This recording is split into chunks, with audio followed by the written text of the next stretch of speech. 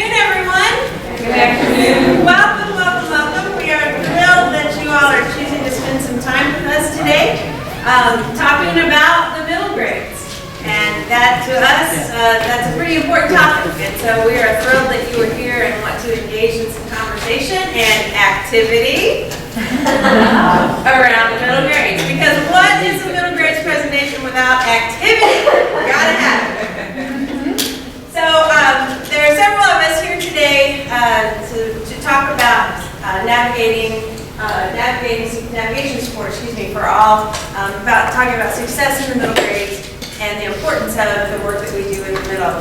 And so I'm going to just let everybody introduce themselves as their turn comes, and so everybody remember to do that. But just to get us started, I'm Erica Uscali. I am the Executive Director for the National Forum to Accelerate Middle Grades Reform. And so I'm going to be leading this introductory part, and then I'll come back at the end and we'll talk more about the National Forum and what we do there. Wrong button. So the reason that we are doing this is because in the discussions about post-secondary success and the importance of creating these pathways to adult success, Joanna and I engaged in some conversation around the importance of remembering the middle. Because in order to help get kids on the trajectory towards success in high school and beyond, we need to get them on a trajectory towards success in the middle. Because it all flows together.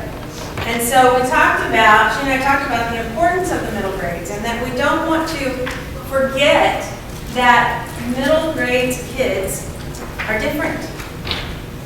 And they're not miniature high school students. And so it's very important that we take time to think about who are these kids in the middle and what can we do to help them be successful so that then when they get to be those high school kids, they can continue to find success. So how can we work with them? How can we build them up? How can we remember who they are in order to put them on this trajectory of success? I love this picture because both of those boys in that picture, I don't know if you can see it very well, both of those boys are 7th graders. Both of them. Pretty amazing picture. Love this picture. Because there they are walking down the hall together. They're good friends. But they are so very different size-wise. Sorry for those of you that I'm standing in the way. I'm scoot. They're so very different, yes. Yet they are at the same place in age. But they certainly, in the physical age, are not in the same place. And so this picture is such a good reminder that kids in the middle are all over the place. And they are not, no two are exactly the same, yet they do share some common characteristics. And so we're going to take a little bit of time and explore those. So thinking about kids in the middle, we know that middle grades kids, so we're talking about kids that are in 5th to 9th grade. So 10 to about 15 years old, so 5 to 9. Those kids are developing at a high rate of speed. In fact, the only other time in a child's life that they develop this quickly is between birth and 4.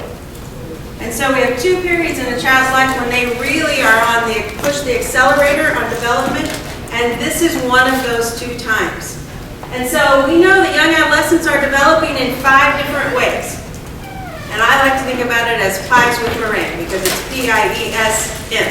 So pies with meringue, that's how I remember. So they're developing physically, as that picture that we just looked at showed us. They're developing, believe it or not, intellectually. Sometimes we forget about that when we're in school because we don't often see that in our classrooms. They're developing emotionally. We know about that, the ups and downs of the emotions of middle grade kids. They're developing socially. That's the one that we see probably more than anything else in classrooms. It's the way that they want to develop socially, the way they are developing socially. And then the other one that we often forget about is they're developing morally. And this one, for a long time, we just used to talk about young adolescents developing in P-I-E-S. And we didn't worry about the N. But in the world that we live in today, we know that in our classrooms, in our schools, much of their overall development happens because we are there to help them through that.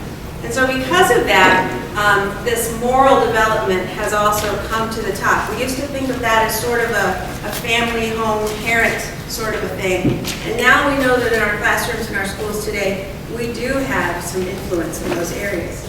And so we will talk about moral development because that's a very strong place of development for them.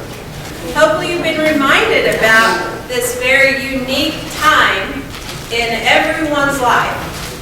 And not every child has every one of those characteristics, but those characteristics are pretty universal across the world. Kids, young adolescents are dealing with these things no matter where they're from. It may look different in some cultures versus another, but they're all dealing with this. And so in order for us to work with them in a way that's going to be impactful and effective, we have to be intentional about knowing and understanding young adolescents. So that's why we wanted to start with that today, so that we can bring our minds back to who are these kids, and then why do we do what we do. And so we're going to share some things with you today about some various things that we're doing to help with young adolescents and to work in the middle grades. So Joanna's got our guiding questions, I think. I do believe that. Robert, very nice to meet you first. So some days I'm like a middle schooler. I am forgetful. We put together some guiding questions for everybody, just to consider in the background as we speakers. And first of all, what do middle graders need to know, learn, experience, and be exposed to as we help them on their path towards getting a little older? What is it that we really want to expose them to? What are the key characteristics that we want to encourage? Because we just had a bag full of activities. Many of them were contradictory almost, you know? At times they're this way, at times they're that way. How are we going to help them sort out those different characteristics? And then somebody brought up a very interesting question in our discussion before, or as we were putting this panel together, and it's what are the characteristics of the adults who work with middle school kids most effectively? Because some do and some don't. And you all know people who say they would never teach middle school. You know other people who love middle school. People say, well, they're just like middle schoolers themselves. So what are the characteristics we need to foster in adults so that they can effectively work with young kids, middle kids? And last, what are the school and community kinds of collaborations that will support middle school kids? And this is going to be somewhat like the grab bag we just opened. We have to sort out all the pieces we want, because middle school is neglected in many places. Just kind of wait for them to get through it, right? Pray a little bit, but what do we want to do? So I think as you listen to our speakers coming up, you'll hear some of the answers about what people are doing to successfully guide the students through those turbulent years. And I have to say that first opening picture of a very short and very tall kid reminded me, I was once in a school in Georgia, it was 9th grade. The teacher had the students do kind of a business simulation. They had put themselves together. The woman who led it was about yay high. The people she was bossing around, some of them were this big. She was the CEO though. She was getting them to work together. It's really quite impressive when you see these different stages of maturation and how the kids themselves can make it work. And so with that, Virgil? Good afternoon, everyone. So my name is Virgil Shepard. I have the pleasure of serving as the National School Partnerships Director for CDR Incorporated. I'm also a former middle school administrator in the School District of Philadelphia. and a proud graduate of the Philadelphia School District as well. Today, I want to talk a little bit about City Year. What you'll see, there's a very eclectic approach to the middle grades. Everybody that comes behind me has something different and an approach different. And for us, what I want to focus on is just a near-peer model.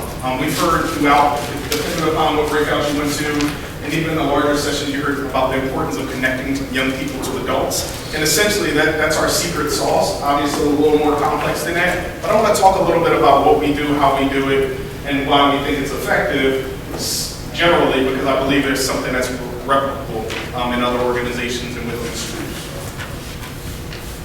So, we're the largest AmeriCorps program in the country. We're in 29 cities in the U.S. We also have affiliates in South Africa, London, and Birmingham as well. Serving over 234,000 students, 340 schools, so it's a large footprint. A lot of things that we learn from doing, essentially. We're a learning organization, so we get a chance to kind of really continue to work and hone our skills. So, AmeriCorps members, 18 to 25-year-olds. All of them are high school grads. I'll talk a little bit more about demographics as a whole, but the majority are college grads. And what you'll see is 63% are people of color, self-identified, 77% college grads. About half actually come in indicating an interest in teaching. What we've seen is actually when they finish the year, it goes up about 15%. And then 52% are Pell Grant eligible.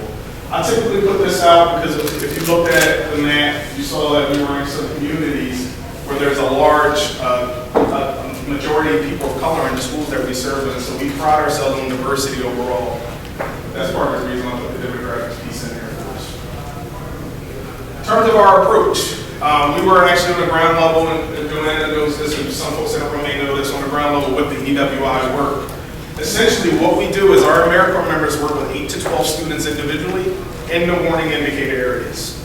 Just like many of you, I've heard a lot of dialogue around what EWIs look like now, what does 2.0 look like. We start with the basics with grades, attendance, and behavior, but we've also extended to other indicators as well. Some of that includes things that the local districts may prioritize in that space, but it's pretty comprehensive in that way.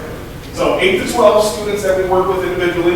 It can be one-on-one, small group, in the indicator areas throughout the day. Additionally, partnerships with schools. For us, we cannot go into a school or a district without a contract and a memorandum of understanding in each individual school that basically kind of denotes our partnership. It's something that I take very, very seriously for us, not just the contractual part, but actually we're coming in, we understand the communities that we're serving in. We're coming in not like we have the answers, but we're coming in as a collaboration and want to come in that space and work with them. So without the individual school level, what we do with our school-wide work is if you have a school-wide attendance approach that you're working with, we want to be integrated in that. If there's a school-wide behavior approach that you're working in, we want to be integrated in that as well. So we want to come in and truly, truly be partners in that space. If we boil it all down to much of the conversation today, really kind of, we have 3 intermediate outcomes that we want to get. Durable skills. We want to make sure that if we have some students that are demonstrating some deficits in some of the indicator areas, we want to make sure that we're supporting them to build that up, because we know that's also a strong indicator of graduation and college success as well. Agency. I've heard this a number of times today. We want our students to understand what's necessary to be successful, but we also want to give them a space where they have some voice and choice in that space as well. And then last but not least is identity formation. We want our students to understand who they are as learners, leaders in the community. So we want to start that in the middle grades in that space, really focusing on that. Our approach. We've been working with an organization called Partnerships in Education and Resiliency, McLean Hospital. It's a partnership between McLean Hospital and Harvard University. And one of the things that all of our AmeriCorps members go through in addition to our staff is the Cobra model. Very clearly, we know that these leads are all important at different stages in life, but they're also applicable. So, for example, I'm raising a middle schooler, and I shared this earlier. I don't think my son has ever been reflective, so we're working on that. Talks a lot, but he cares about belonging.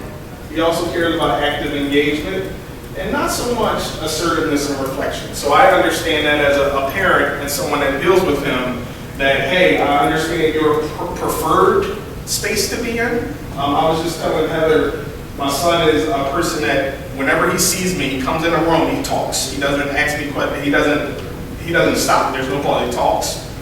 If he sees me, if he's in a car, he's talking. If I walk in his room, he's like, "Why are you in here? Like, what is going on here?" So for me, it's like, all right, you talk when you want to talk. Now I want to talk. So let's think about what that means for us as a whole, right?